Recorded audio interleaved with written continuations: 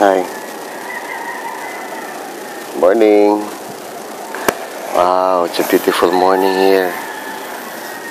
Ito po sa aking rooftop. Cebu City po. It's my birthday today actually.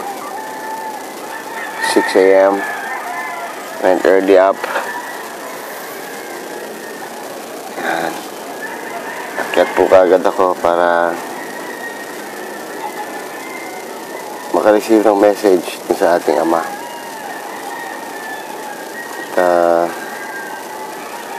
And this is I could say the happiest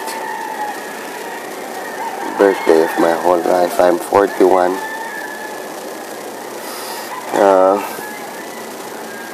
Wow. 40. The whole year was the most meaningful.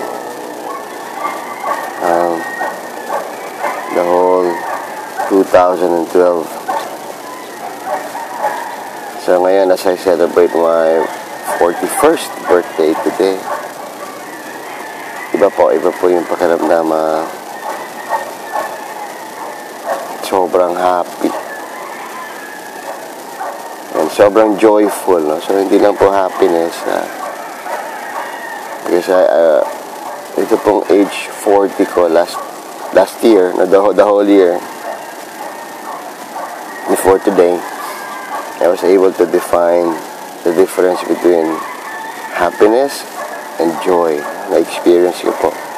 And siguro one day share ko rin po sa inyo ano ba yung pinagkaiba ng happiness and joy. But the whole year of my 40 years old, ang dami ko pong natutunan. And grabe, all I can say, yun lang talaga yung word na pwede kong sabihin, grabe. Okay, it is in that year that I was able to redefine the word impossible.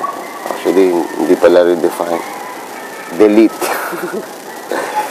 Okay, nakita ko po kung gaano ka-powerful ang Panginoong Diyos natin. And that indeed nothing is impossible.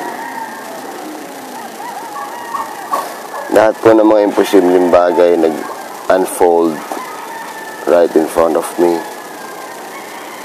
Ito pong 40 years old ko, the whole year.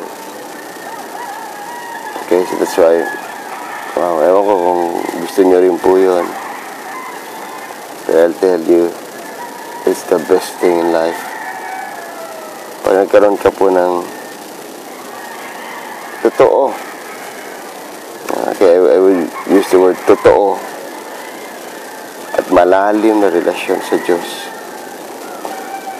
hindi natin maintindihan kung ano ba itong buhay na ito. Okay, so, wow. And the year before that, I still recall, no, almost kadalasan ng birthdays ko. Gusto ko lang lumampas yung araw na to because there's nothing to celebrate, no?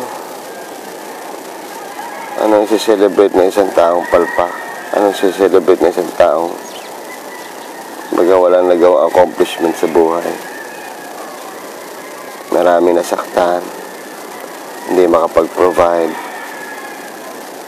maraming kalokohan. That was the year before I was 40. Years before I was 40. Pero ito pong age 40. Pinakita po ng Diyos kung gaano siya kapangyarihan sa buhay ko. Grabe. As in, up to last night, I'm still in awe, no? So that's from day 1 to day 365. Pinakitaan niya kung sino siya. So ngayon po, it's my birthday. So gusto ko po i-share sa lahat, no? Na grabe ang pwedeng gawin ng Diyos sa buhay natin. All we have to do is to continuously seek Him with all our hearts. Okay, hindi po basta magdasal, hindi po basta maniwala. Seek Him with all of our hearts. Buo. Hindi pwedeng 99, hindi pwedeng 99.5, 99.9, hindi po pwede. It should be 101%.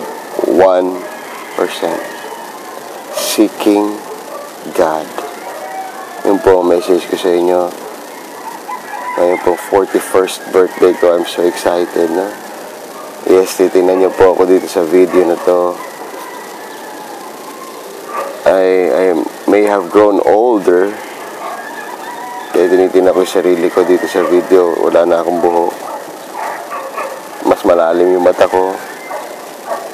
Probably I look older than before, I'm sure.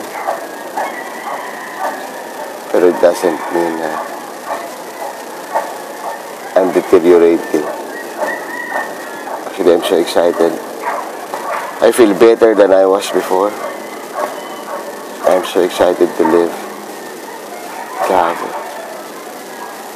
I remember years ago, I'm so excited to die. Death was always an option every day. Kaya sabi ko po, sana mamatay na lang ako pagtapos nito.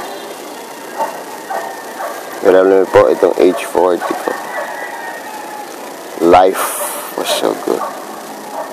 I look forward to living every day. Sobrang daming blessings na binibigay niya. Sobrang daming revelations.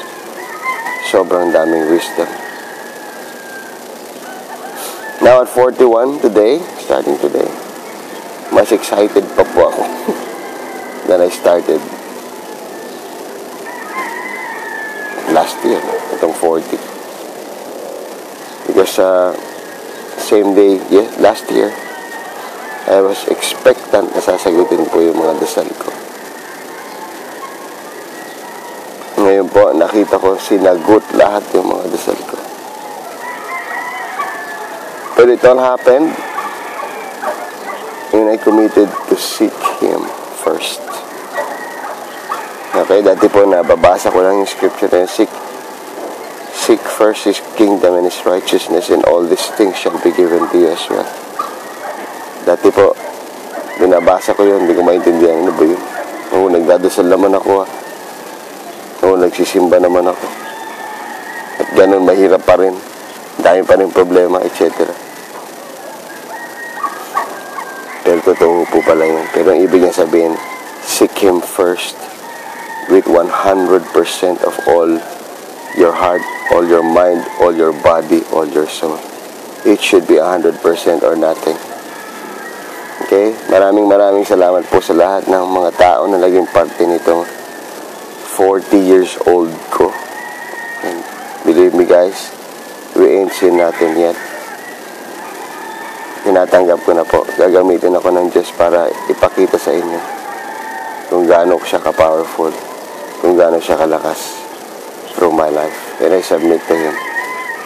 And maraming salamat po sa lahat na naniwala sa akin. At rest assured po, itong bagong age ko, 41, mas marami pa ko kayong matututunan. Mas marami pa ko i-share sa inyo. And I commit my life to you guys. Kaya kung wala kayo, malaking dahilan para gamitin ako ng Diyos. Happy birthday po sa akin. Maraming salamat. Mahal ko po kayo. God bless.